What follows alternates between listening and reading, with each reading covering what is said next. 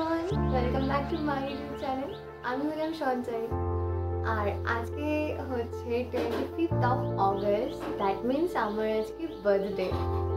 তো কালকে রাতে অনেক কিছু হয়েছে, তো কি হয়েছে আগে সেটা দেখে নাও।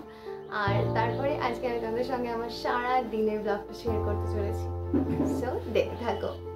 অন্যান্যবারের জন্মদিনের তুলনায় এই বছরের জন্মদিনটা আমার কাছে ছিল সব থেকে আলাদা। এতগুলো বছরে কোনোদিনও রাত 12টার সময় কেক কেটে বার্থডে সেলিব্রেট করব এরকম হয়নি। এবছর দাদা দিদিরা সকলে মিলে আমার জন্মদিনটাকে এতটা সুন্দর করে তুলেছে আমি এক্সপেক্টও করি। যার কথা না বললেই নয় সেটা হচ্ছে রনিত। সমস্ত কিছু প্ল্যান করে রাত 11:30টার সময় আমাদের বাড়ির কাছেরই একটা রাস্তায় এসে সবাই মিলে দাঁড়িয়ে সারপ্রাইজ পেতে কে না ভালোবাসে বলো। আর এরা যে আমাকে এত বড় একটা সারপ্রাইজ দেবে আমি ভাবতে পারিনি। পাশ থেকে অনেক কুকুরের আওয়াজ তোমরা শুনতে পাবে, যেহেতু ওরা রাত্রেবেলা অন্ধকারে আমাদের বাড়িতে ঢুকছিল, সেই কারণে একটু ম্যানেজ করে নিও please.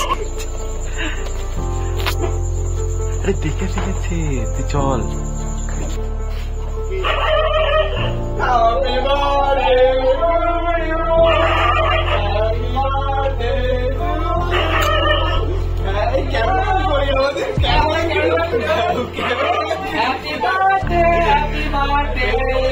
Happy birthday to you.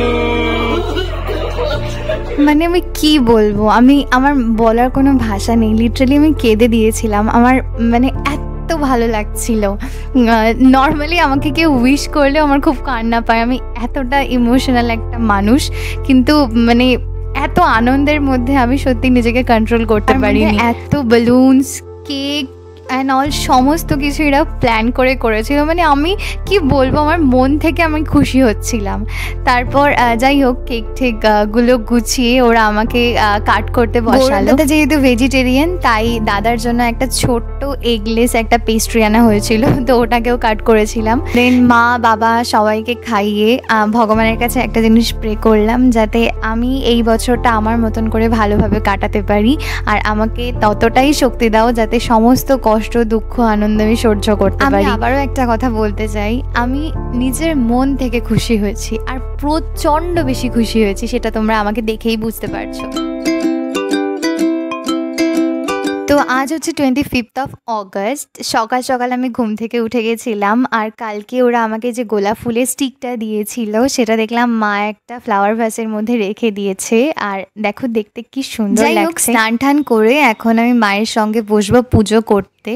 ইচ্ছে ছিল মন্দিরে গিয়ে পুজো দেওয়ার, কিন্তু সকাল থেকে এত পরিমাণে বৃষ্টি হয়ে যাচ্ছিল তাই আর মন্দিরে যাইনি। তাই ভাবলাম যে বাড়িতেই পুজো দিয়ে সুন্দর করে ধূপ ধুনো ধরিয়ে মায়ের পাশে বসে বসে পুজো করছিলাম। আর আমার মায়ের পুজো করতে করতে জানো তো প্রায় 2 ঘন্টা মতন সময়। পুজো দেওয়া তো হয়ে গেছে, কিন্তু স্নান করে যেহেতু আর স্কিন কেয়ার করা হয়নি, তাই এখন একটু স্কিন কেয়ার করে নেবো, আর সেটা ভাবলাম তোমাদের সঙ্গে একটু শেয়ার করা যাক। সকাল সকাল তো স্নান হয়ে গেছে, তোমরা দেখলে আমি পুজো দিচ্ছিলাম মায়ের সাথে।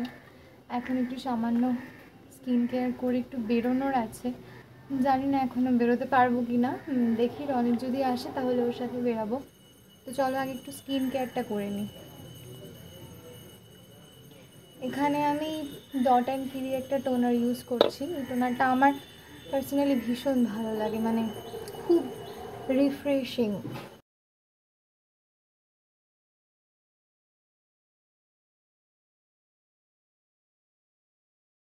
এরপর আমি ডট অ্যান্ড কির জেল বেস ময়শ্চারাইজারটা ইউজ করবো। এটাও ভীষণ ভীষণ ভালো, ভীষণ ভালো, তোমরা অবশ্যই ইউজ করতে পারো এটা।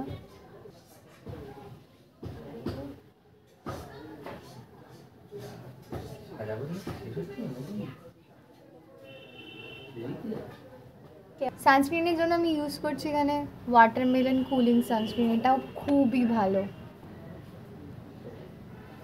আমি এরকম 3 ফিঙ্গার্স করেই অ্যাপ্লাই করি, আর এই প্রোডাক্টটা অয়েলি স্কিনদের জন্য এতটা ভালো আমি তোমাদের কি বলবো। প্রথমত একদমই ঘাম হয় না, তারপর হোয়াইট কাস্টও দেখায় না, আর তার সাথে মানে এত কুলিং একটা এফেক্ট দেয়, মনে হয় কি তুমি ঠান্ডা কিছু মুখে একটা অ্যাপ্লাই করেছো। বেশ ভালো একটা প্রোডাক্ট। তো যাই হোক, তোমাদের তো বললামই আমার বেরোনোর রয়েছে, আর যেহেতু রনি তো চলে এসেছিল তাই আমরা দুজনেই একসাথে বেরিয়ে পড়েছিলাম। আজকে যেহেতু বাবার ছুটি ছিল না, তাই আমি আর রনিত মিলেই যাচ্ছিলাম বাজারে টুকটাক কেনাকাটা করতে।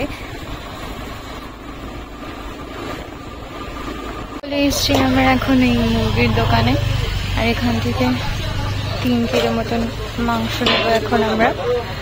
ছোট করবে?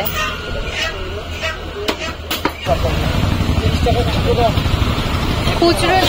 রাতে যেহেতু সবার নিমন্ত্রণ রয়েছে তাই সবার প্রথমে তো আমরা মাংস নিয়ে নিলাম, আর এখন আমাদের আর কিছু জিনিস নেওয়ার ছিল, তো সেই কারণেই চলে এসেছিলাম আমরা স্টেশনের সামনেই একটা বড় মুদি দোকানে। এখান থেকে আমাদের ময়দা, সর্ষের তেল, তারপর শুকনো লঙ্কার গুঁড়ো, জিরের গুঁড়ো, ধনে গুঁড়ো এই সমস্ত কিছুই নেওয়ার ছিল। তো এগুলো নিয়ে এখন আমরা যাব বাড়ির দিকে, যেহেতু সকালে কিছু খাওয়া হয়নি, দুজনেরই খুবই খিদে পেয়ে গেছিল। তো বাড়িতে আসতে আসতেই দেখলাম মা বানিয়ে দিয়েছিল ডিম টোস্ট, আর আমার তো ডিম টোস্ট খেতে খুবই ভালো লাগে। প্রথমে রনিতকে একটা দিলাম আর ও বললো তো নাকি খুবই ভালো হয়েছে খেতে, তাই আমি আর আলাদা করে প্লেটে নেয়নি, ওর প্লেট থেকে একবারে খেয়ে নিয়েছিলাম, যেহেতু আমারও প্রচন্ড খিদে পেয়ে গেছিল। সকালে খাওয়া দাওয়া শেষ করে আমি মাকে একটু রান্নায় সাহায্য করে দিচ্ছিলাম। আর আজকে দুপুরেও রনিতের আমাদের বাড়িতে নিমন্ত্রণ ছিল। দুপুরের মেনুটা খুবই সিম্পল, ভাত, 5 রকম ভাজা, ডাল, আলু ভাজা আর তার সাথে ডিমের ঝোল। আমাদের ঘরে যেহেতু জায়গাটা অনেকটাই কম, তাই মা ওকে খাটিয়ে একটা টুলের উপরে ভাত খেতে দিয়েছিল। আর এইদিকে দেখো, ওরা কালকে যতগুলো বেলুনস নিয়ে এসেছিল সব বাবা হাফ হাফ করে এক একটা জায়গায় সুন্দর সুন্দর করে সাজিয়ে রেখে দিয়েছে। তো খাওয়া দাওয়া করার পরে তো রনি চলে গেছিল বাড়িতে, আর সন্ধ্যেবেলার দিকে আমি একটু রেডি হয়ে নিয়েছিলাম, যেহেতু বাড়িতে লোকজন আসবে। আর এই যে আমি যে ড্রেসটা পরে রয়েছি, সেই ড্রেসটা কিন্তু আমাকে আমার বড়দাদা গিফট করেছে। ঘড়িতে এখন বাজে ওই ঠিক 8:30 মতন, আর দেখতে দেখতে কিন্তু এখানে সবাই চলে এসেছে। শুধুমাত্র দোলাদি আসতে পারেনি, যেহেতু দোলাদির শরীরটাও খুব খারাপ ছিল। তো আমরা অনেকক্ষণ ধরে গল্প আড্ডা করার পরে এখন সবাই বসে গেছে খেতে। মেনুতে ছিল লুচি, আলুর দম আর কোল্ড ড্রিঙ্কস। গৌরব দাদা যেহেতু নিরামিষ খায়, তোমাদের আগেই বলেছি, তাই দাদার জন্য আলাদা করে স্পেশালি আলুর দম বানানো হয়েছিল। আর সবাই কিন্তু খেয়ে বলেছে প্রত্যেকটা রান্না খুব খুব ভালো হয়েছিল। সব কিন্তু মা নিজের হাতে রান্না করেছিল।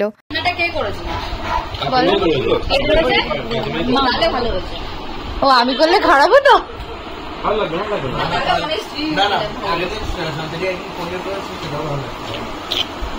Thank you.